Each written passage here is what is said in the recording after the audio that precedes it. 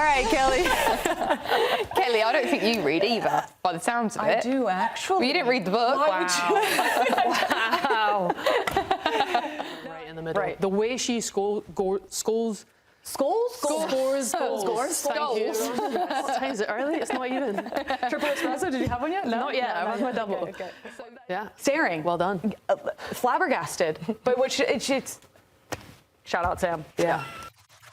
Welcome along, everyone, to our Women's Champions League studio. I'm your host, Hannah Cash, sat alongside Micah Richards, a new favourite World Cup winner, Kelley O'Hara. That's me. One of Thierry Henry's Arsenal favourites, four-time WSL champion with the Gunners, Jen Beattie.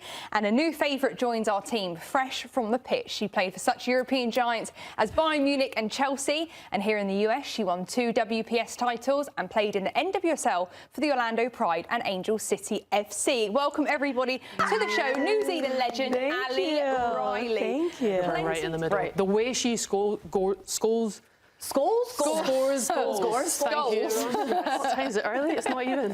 Triple espresso, did you have one yet? No? Not yet. I have my double. Okay. So that is a dream situation, to have 1v1 players on each flank, for her right in the middle to just be a box player and score.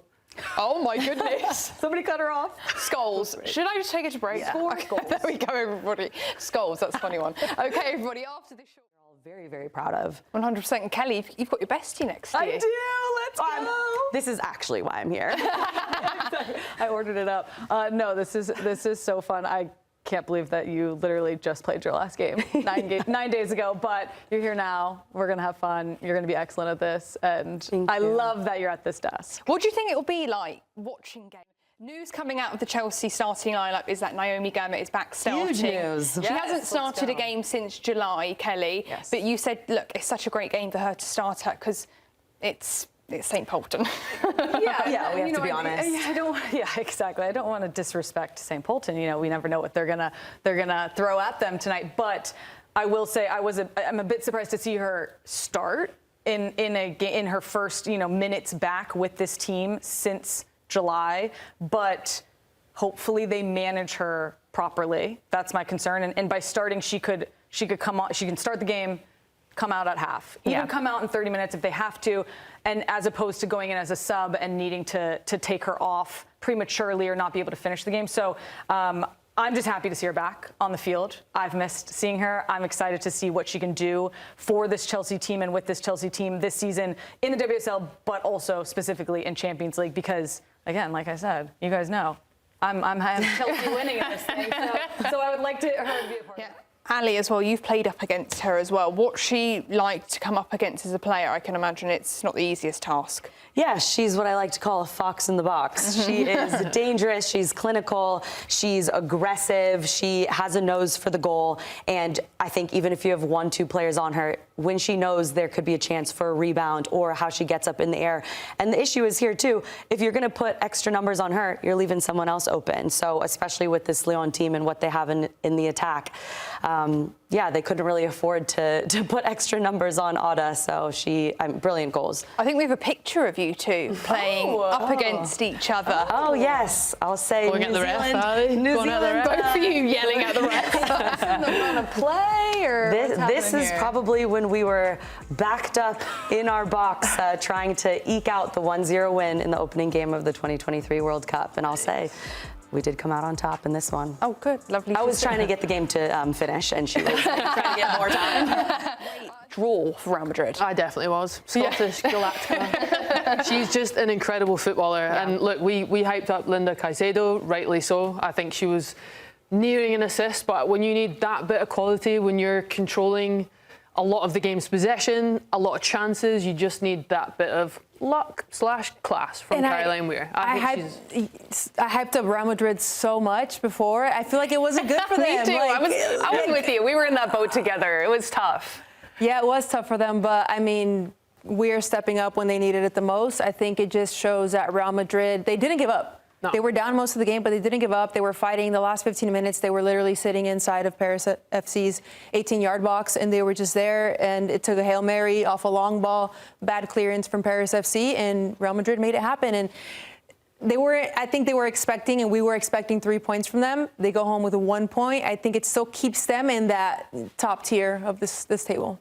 an important point, just 1 point, but a very important point today. Yeah, for sure, an important point. You know, every game in the Champions League is so competitive, so difficult, and Paris are a really well-organised team. They made it so difficult for us at times. I thought we did play well, created a lot of chances, just couldn't score. But like you say, it just shows keep going until the end, and we come out with a point instead of a loss. And in this format in the Champions League, a point is so important, so we'll take that and move on. Obviously, a victory could be the ideal result, but 1 point closer to the objective of being the next round. Yeah, exactly, and we've got to keep going. We have obviously started the Champions League, the first 2 games really well, and tonight was difficult, but it's obviously better than not getting a point. So yeah, we have to review that and look forward to the next game. Obviously, we've got a big weekend, and then we go away to Arsenal, so another big game to prepare for. But it's exciting. I think I'm proud of the team for not giving up and you know, going right until the end. And yeah, we got a reward in the end. I think what she said there was so true. Like, 1 point is better than nothing. We've got a hard game coming up, but we've just got to keep taking it game by game and be grateful for the point we did get today, Jen. Yeah, look, what I love about Caroline, You were smiling the whole she's time. so straight to the point. She's so positive and chill, optimistic. I love it. And she leads by example, right? She's not the most vocal person in the dressing room. She's one of the most level-headed players I think I've ever played with. Pitched her to be the next Scotland captain. I hope she gets it. But there's no better person to just stay calm in those moments and not chase a game when you're down 1-0, because you're right, they will come up against that kind of scoreline at some point against better opposition. But they kept going, they kept that mentality, and I know that she's at the forefront of that, just leading by example.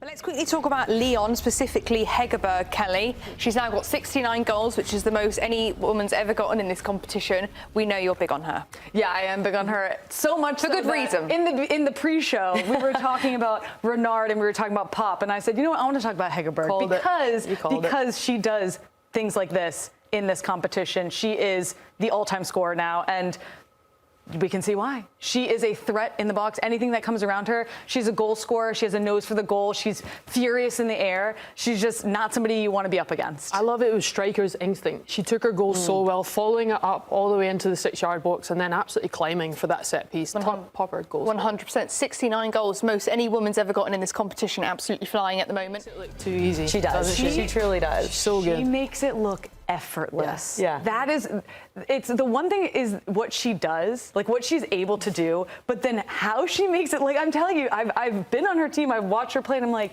I've been on the field with her and I'm just sitting there like, yeah, staring. Well done. Flabbergasted. But what it's shout out Sam. Yeah. Well, I mean, you said you defended against Sam Kerr. What was that like, having to go up against her in a World Cup qualifying game? Not fun. So we played together at Sky Blue in the NWSL. We've played against each other on the international stage and so you were her teammate and then her rival. So that was fantastic for me. I said, you know, we have the cheat code on our team, so we're fine. Anything can happen. No, Sam Kerr for me has always been so good at running the channel. That for me, and especially in a Chelsea team that can play direct. And then we said for her height, she's one of the best headers in the box. And that, our last goal summed it up. She had 3-4 defenders around there, and just in that pocket of space, goal scorer instinct again. Well, we can take a look. Be so pleased. Talk to me about Naomi Gurma, because it was her first start since July. Yeah, she done really well. Yeah, I think it was great to see her just back on the field, happy, like.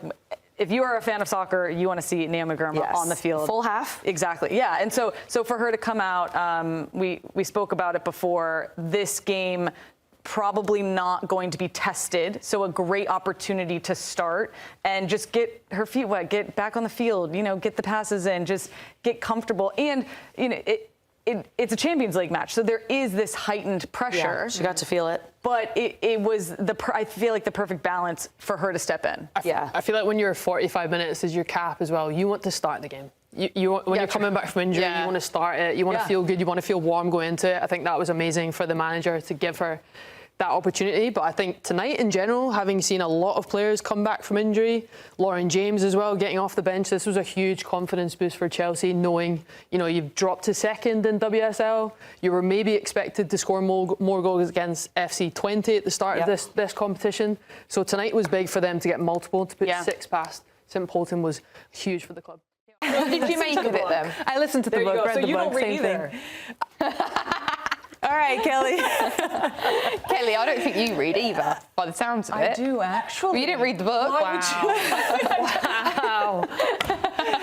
No, I did listen to the book, and I think it's very easy to judge somebody from the outside without knowing what's really going on. I think at least what I've seen, like the controversy that I've seen on social media, I don't know if people are looking at the whole picture.